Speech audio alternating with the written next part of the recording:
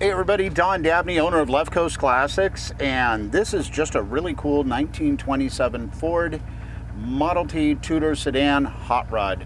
And I don't do a lot of hot rods. I do mostly stock cars if you've been following me the last couple of decades, but every once in a while somebody brings me a hot rod and I like it. And I like this car. I like it because it's just kind of a classic build, and it's an older build that is really held up beautifully.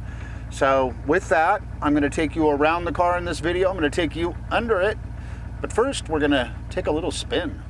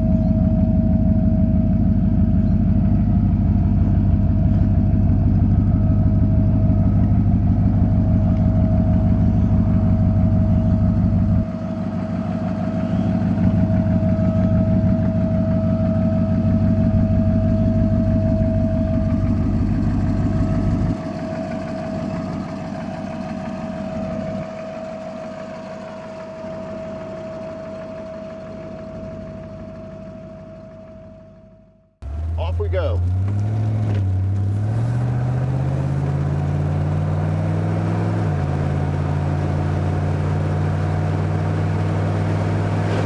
Gets right up and goes. It's a nice car. It's got plenty of power. The shifting's great. Suspension, braking. It has power steering, power brakes, four-wheel disc brakes. A cool set of old school Stewart-Warner gauges, which is great. And it's nicely equipped. It's got electric wipers that work. It's got air conditioning that keeps the cab nice and cool. And everything's in good working order. I think the only thing I'm seeing here that doesn't work is the clock.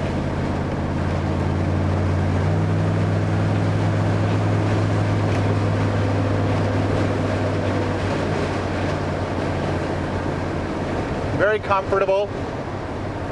Regarding height, I have a 34-inch inseam, and I'm comfortable in this car. So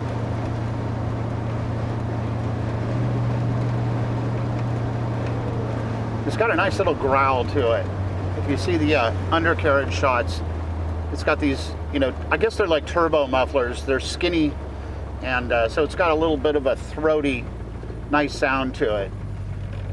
And it runs nice and cool. We got a water gauge, oil pressure gauge here, good oil pressure.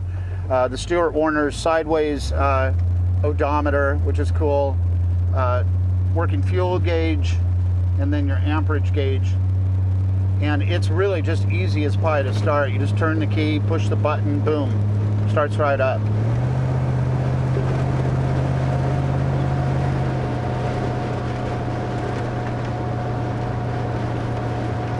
Something about these classic builds that they're just more appealing. They stand the test of time. They're still cool 20 years later, 30 years later, if they're not, loaded up with all the up to the moment latest hot rod accessories. This is just totally old school.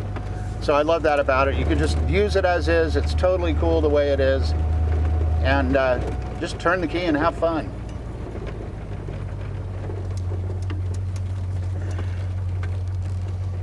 Great steering radius with the way the suspension is set up in the front end. All right, so there you have it. If you have any questions, best way to get me is call me on my phone number directly right here, this one right here. It's my 707 number. You can text me too. I'm pretty quick at the text. So we can do that. And if you're seeing this on a third-party website, you should cruise over to my website, because there is tons more information. Like, there's a second folder with way more photos, and all these photos that I've taken, I have these in high resolution, and I can always send you a link to my Dropbox if you want to really zoom in on a speck of dust and and do that. We want you to see everything on the car. So do all that. If you could like and subscribe, I'd totally appreciate it. I won't nag you with anything. It's just great for the algorithms. And we went over 9 million views earlier this year, and I'm just trying to get it up. It's super fun having a cool YouTube channel.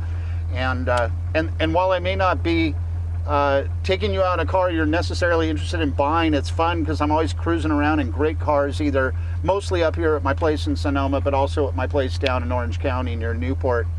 So do that, and if you love wheeler dealers on Motor Trend, or I guess is it Velocity or Discovery now? It's confusing.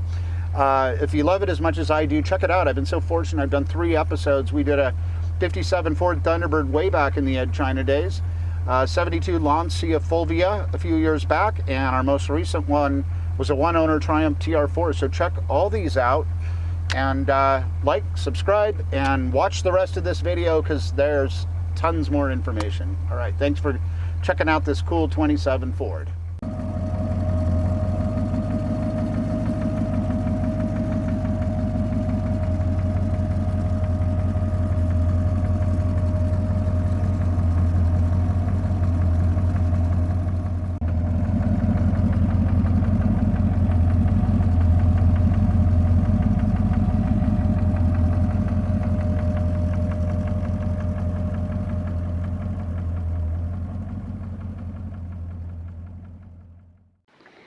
All right, let's head under this T and check out this cool independent rear end with the inboard disc brakes. Kind of Jaguar style, like a Dion rear end type thing, which explains the handling is nice. It's very comfortable.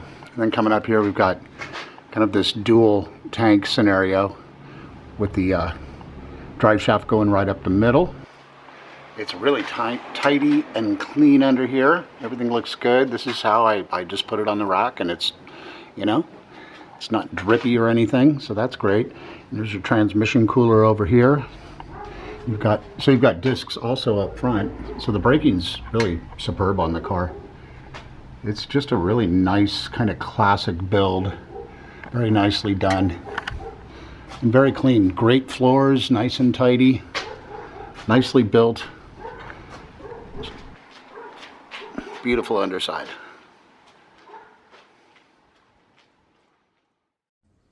So I like to go around. I mean, this is such a nicely built car. You know, it's an older build, but it barely has aged, which means it was nicely built. But I do like to go around the car with a really light magnet at the lower sides. These you can all see from the undercarriage shots, the inner areas. But let's just hit the cowl area and the doors. Magnets just grabbing it, no issues. Okay, moving around to the back.